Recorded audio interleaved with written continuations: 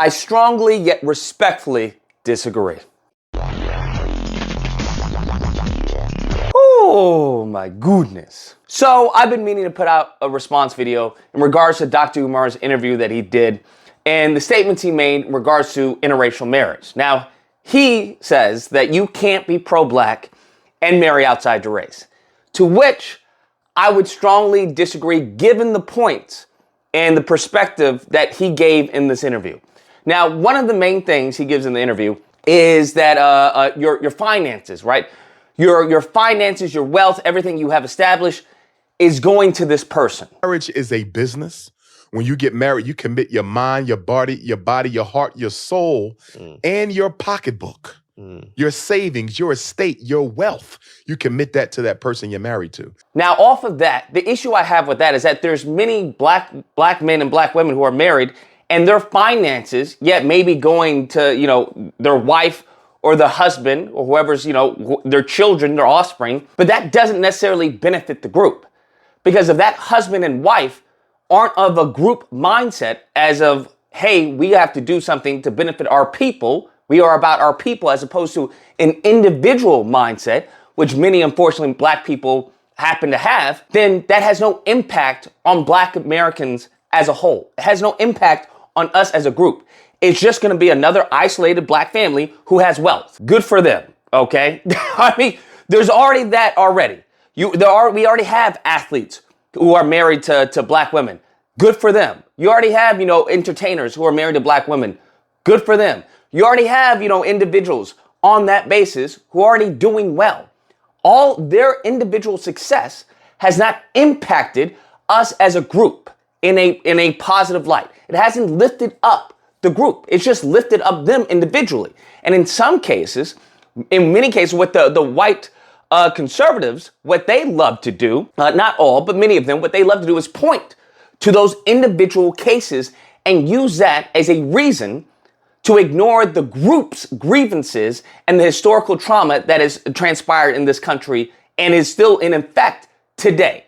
So I disagree with him on that instance. Now, the second point that he makes is that 1 out of 4 black women will never be married. There's no way you can claim to love black people, especially as a black man, knowing that only 1 out of every 4 black women will get married in her lifetime. We have the lowest female marriage rate in the country, 25%.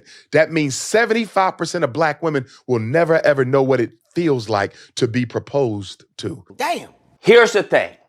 Having dealt with white ignorance when it comes to statistics and how they love to misquote, miscite, misinterpret, mischaracterize, omit certain details. I'm a little wary when I hear someone quote or cite a statistic such as, 1 out of 4 black women haven't been married. Nevertheless, let's say I agree with that. 1 out of 4 black women haven't been married or will never be married. That's what it was. Will never be married. That's a travesty until you start to look into the details, and the devil's in the details. Now, I did a little due diligence, not a lot, but I did a little due diligence, and I come to discover that around 40 to 50% of unmarried black women who are single have children.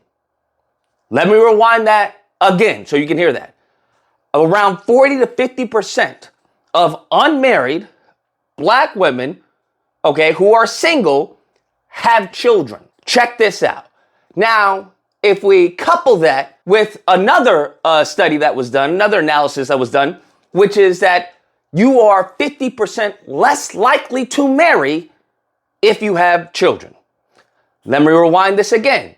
You are 50% less likely to marry if you have children. Where does that leave us? Where does that leave us? Say now we exit all those women who are single, who have children, and who are unmarried. We get rid of those, okay? Now we have the rest. Now we also have to take into account how many of these women are prepared to be a wife. Huh? How many of the rest that we have are prepared to be a wife? That's what you also have to take into account, that it's not so simple as just citing 1 out of 4. No, that doesn't mean anything. How many of these women are prepared to be a wife, to cook and clean, to be submissive to their husband, right? To take on a traditional role of a husband and wife, of a man and a woman, how many are prepared to handle that? I would argue that's where the issue comes into place. That's where the issue comes into play, because you have to take into account that we are the most propagandized people on the face of this planet. And with that propaganda, have been internal problems and external factors that have led to this conclusion. So in many cases, you may have a woman who's like, yeah, I'm ready to be married, but she's not ready to be a wife. She's ready to be married. Let me repeat that. She's ready to be married. She's not ready to be a wife. Or in some cases, you may have a woman who's ready to be a wife, but she's not ready to have children. She doesn't want any offspring. Or you have some who may want to be married, but they also have a career. It's like, yo, I want to have my career before I have, to be a mom. Me being a mom will come second to my career because I think that's more important. I want to have my independence. That's fine. Then you have to couple that into what about the women who are ready to be married, ready to be wifely, do their wifely duties, but they cuckoo for Cocoa Puffs.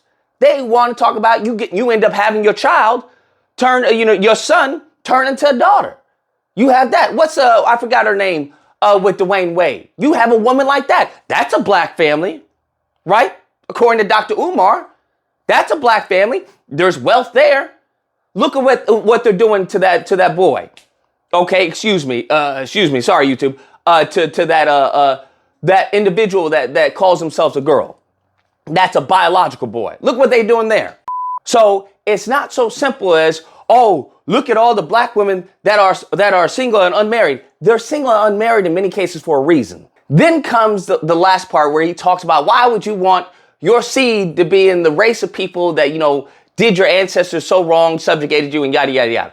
And why would the original man want a member of the race that enslaved and dehumanized you to carry your seed? The problem I have with that, we can tackle this a variety of ways.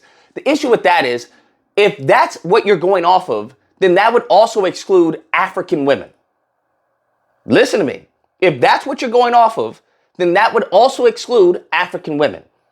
Because the reason why we have black Americans is thanks to Africa. If you want to say that, then we would exclude African women because they come from the same group of people that put us here and put us under the subjugation, oppression, and bondage in this country today. So that would exclude them. In addition to that, I would argue that just because someone may have a lineage of evil, as what I would say, that doesn't necessarily mean that that person has to be susceptible to that lineage or has to abide what their forefathers did, right? You are not necessarily, or you don't have to be, an anchor to the past.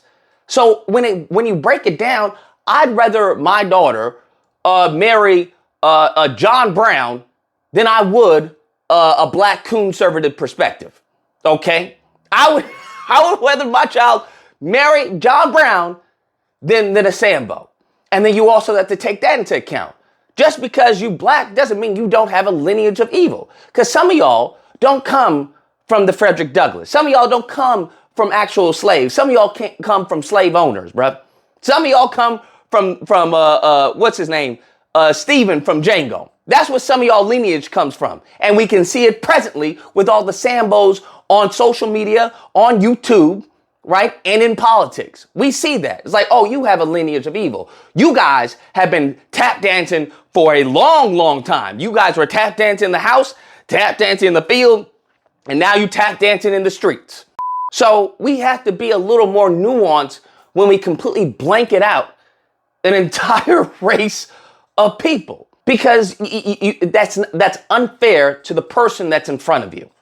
That's what that is. That's unfair to the person that's in front of you to believe that just because they're black, they're for us. Because that's where that whole saying comes from, right? Not all skin folk is what? Kinfolk. So I would argue that the reasons that he's presented, they just fall short to me personally. They just fall short. They fall intellectually short.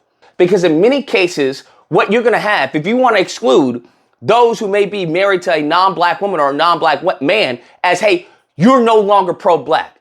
Guess what's going to happen? I'm going to tell you what's going to happen. One of two things is going to happen.